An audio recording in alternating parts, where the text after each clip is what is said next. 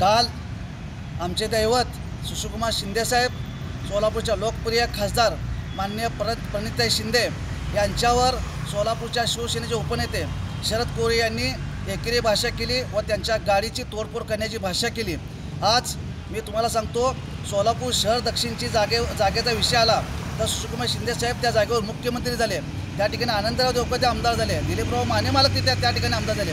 दक्षिण जागा आमची असतानासुद्धा आम्ही सर्व लोक शांत होतो, परंतु काल तू जी भाषा त्या शरद्या कोळींनी केली त्याला मला एक सांगायचं आहे। एकीकडे उद्धव ठाकरे एक सज्जन माणूस शिवसेनेचं नेतृत्व करतो आणि असल्या या फालतूक माणसाला शिवसेनेचा उपनेता केला आणि उद्धव एक प्रकारे बाळासाहेब ठाकरेंच्या विचाराचा एक प्रकारे अपमान झालेला आहे। तिकडे सोलापूरमध्ये निष्ठावंत सैनिक असताना अशा या खंडणीखोर ते पैसे देऊन तिकीट विकत देणाऱ्या या माणसाला आपण उपनेता केलात।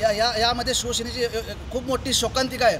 तो आपल्याला माहीत असेल, सोलापुरामध्ये वाळू तस्करी व तसेच खंडणीखोर बलात्कारी असे विविध गुन्ह्याने गाजलेला हा शरद कोळी याला सांगायचं आहे, तुझ्या ऑफिससमोरून तू कालचे वक्तव्य केला की ताईंची गाडी फोडील। मी तुला आज सांगतो, तुझ्या ऑफिससमोर मी आज बोललो आहे, तुझी गाडी ज्या दिवशी त्या ऑफिसमध्ये समोर थांबेल त्या दिवशी तुझी गाडी फोडल्याशिवाय हा युवक काँग्रेसचा कार्यकर्ता शांत बसणार नाही।